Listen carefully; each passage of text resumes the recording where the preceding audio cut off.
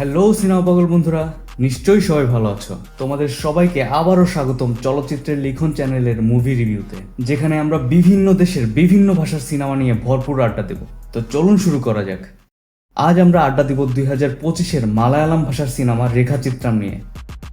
পরিচালক জোফিন টিচেকো তার এই ড্রামাটিক মিস্ট্রি থ্রিলার সিনেমায় একটি শ্বাসরুদ্ধকর তদন্তের গল্প বলেছেন, যেখানে 85 সালের কাথরো কাথরম সিনেমার শুটিং সেটে ঘটে যাওয়া হত্যাকাণ্ডের তদন্ত করেন বরখাস্ত হয়ে ফিরে আসা একজন পুলিশ অফিসার।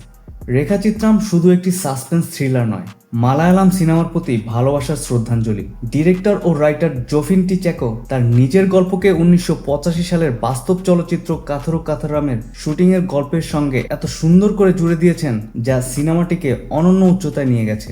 এই অনন্য স্টোরি টেলিং রেখাচিত্রমের অন্যতম আকর্ষণীয় দিক। কাথরো কাথরাম সিনেমার নির্মাণকালকে এই সিনেমায় নতুনভাবে কল্পনা করে উপস্থাপন করা হয়েছে, যা ইতিহাসকে এক বিকল্প রূপ দিয়েছে। এরকম ক্রিয়েটিভ রাইটিং কেবল গল্পের গাঁথনিকে দৃঢ় করেছে তাই নয়, সাথে সাথে এটি মালায়ালাম সিনেমার স্বর্ণযুগের প্রতি এক অনন্য শ্রদ্ধাঞ্জলি স্থাপন করেছে, যা আমাদের মতন সিনেমা পাগলদের আবেগপ্রবণ করে তুলবে।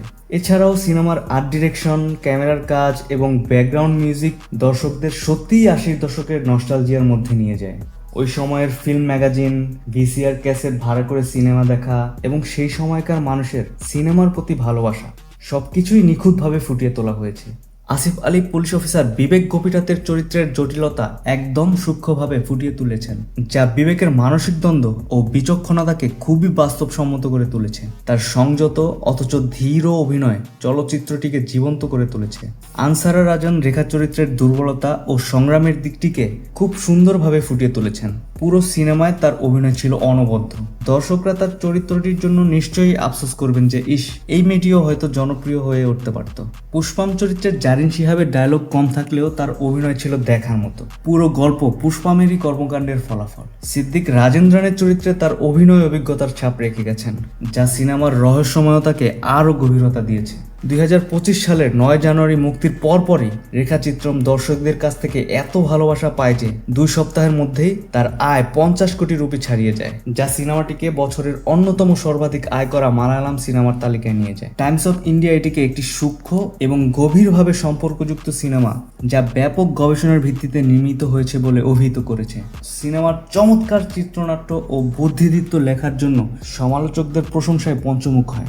রেখাচিত্রম একদিকে যেমন সুনিপুণ গাঁথনিতে গড়া এক অনন্য মিস্ট্রি থ্রিলার, অন্যদিকে 1980 দশকের মালায়ালাম সিনেমার প্রতি এক নস্টালজিক শ্রদ্ধার্ঘ নিবেদন করে। পরিচালক, অভিনেতা ও গোটা টিমের প্রচেষ্টায় সিনেমাটি এক স্মরণীয় সৃষ্টি হয়ে উঠেছে। শুধু থ্রিলার প্রেমীদের জন্য নয়, মালায়ালাম সিনেমার অনুরাগীদের জন্য এটি একটি মাস্ট ওয়াচ সিনেমা। আমি একজন সিনেমা পাগল হিসেবে এই সিনেমাকে 10-এ 8 দিতে চাই। অনেকেরই আপত্তি থাকতে পারে, তাদেরকে আমি বলবো আপনার জনরা এটা না। শুধু জেলাস ফিল করে ভালো সিনেমার বদনাম না করাই উত্তম। তো সিনেমা পাগল বন্ধুরা, এই ছিল আজকে আমাদের মুভি রিভিউ। ভিডিওটি দেখার জন্য অসংখ্য ধন্যবাদ আর প্রাণ ভরা ভালোবাসা। ভালো থাকবেন।